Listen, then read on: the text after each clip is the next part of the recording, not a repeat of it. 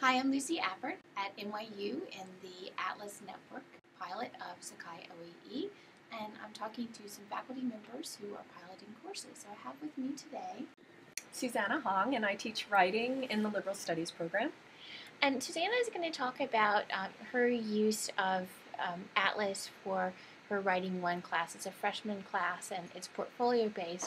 So she's going to talk a little bit about how this environment helped her to achieve some pedagogical goals. So Susanna, can you talk a little bit about, we're early in the semester, so just about how the structure and setup of this environment was helpful for you? So I teach 3 sections of writing, and what we set up was a master shell for me to put all of the assignments and readings and administrative information and office hours.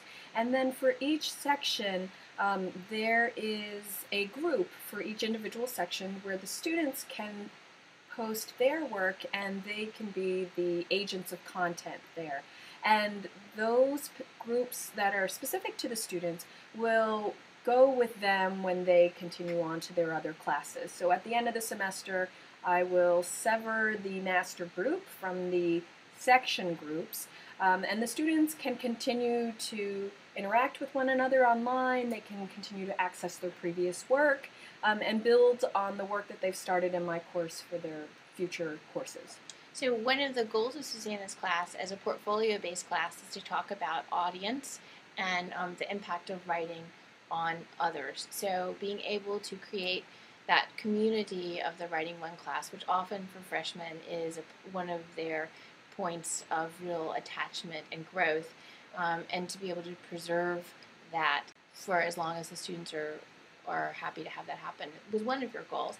Another one of your goals was to be able to model information synthesis for your students in the ways that you presented course materials. You want to talk about that? Sure. So here I have my syllabus, which the students can download and print on their computers, but I also have it embedded into the course and displayed out. And I've embedded links here, so for certain assignments that I'm asking students to do, they can, for example, they have to go to the New York Art Book Fair, and when they click on this link, it takes them to information about the Art Book Fair. This takes them to information about PS1, which is the physical space that the art fair will be in, and then the directions. I also, in the individual assignment pages, I have the readings for the students and then a visual associated with the assignment, and then some informational questions for them to guide their reading. But I also put in links for content, for example, to Wikipedia, because I want them to think of Wikipedia as if it were a dictionary, the first stop for information, but certainly not the last stop for information. So I'm trying to model for them how to incorporate other information, other sources, but also how to vet those sources and how to think about how critical those sources are. So this is just one example.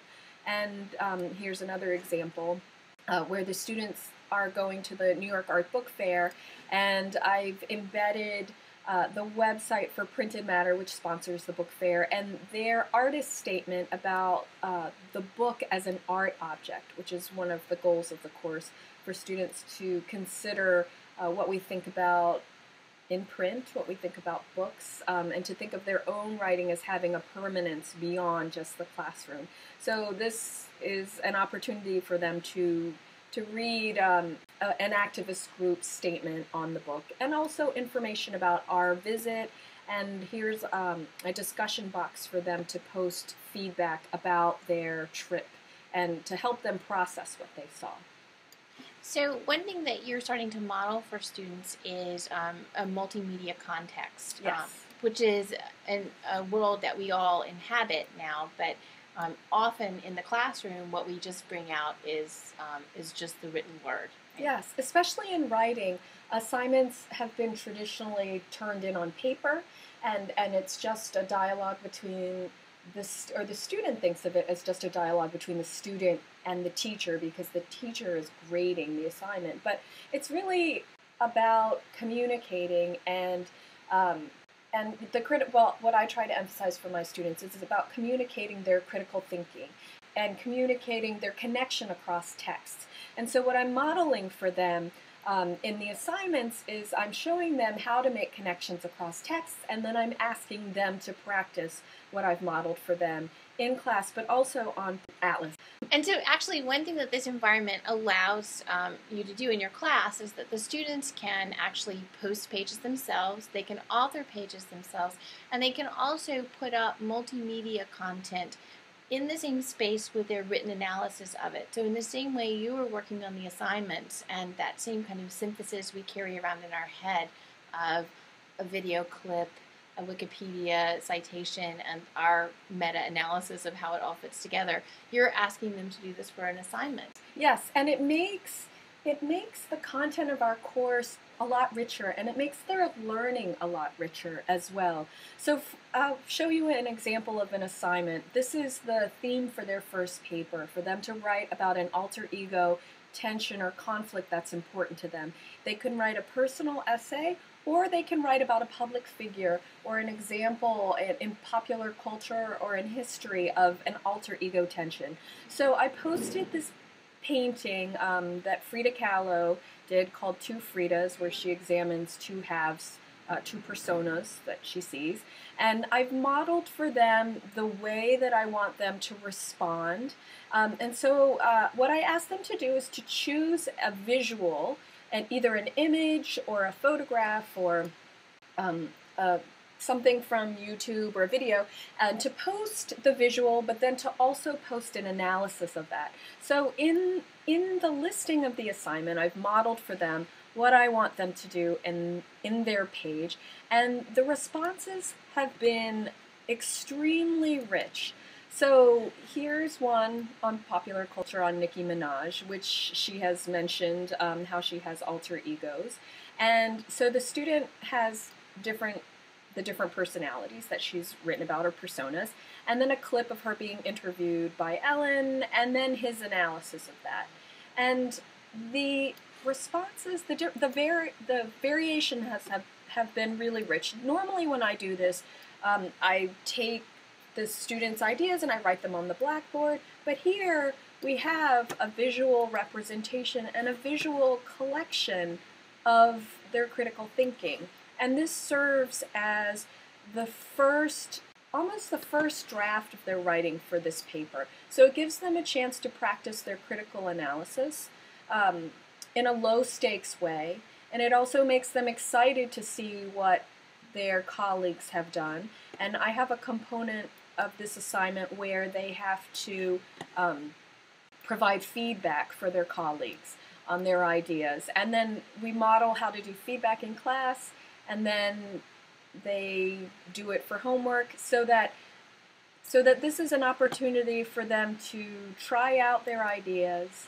And this one was particularly, I think, well, it's a good representation of the theme, the characters that Sacha Baron Cohen has created.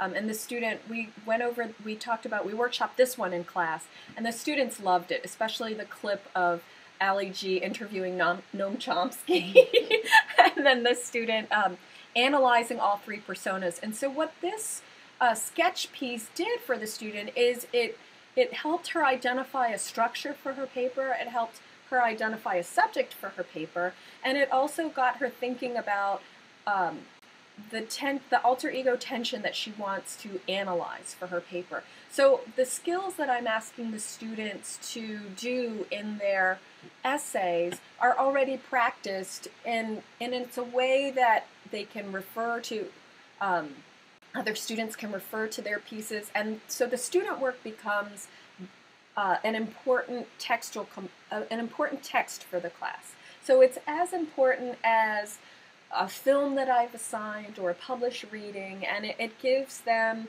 ownership of their learning, because they are posting the content and their agencies of creating how we see the content. So this is great, because also often this would only happen in a writing class during the workshop time in the class. Right, during the class itself. But here is a space that students can visit and refer to and experience outside of the class. Great. So this looks really good, and we'll try to come back and talk to you and maybe talk to some of your students later on in the semester. That'd be great. Thank you. Thanks.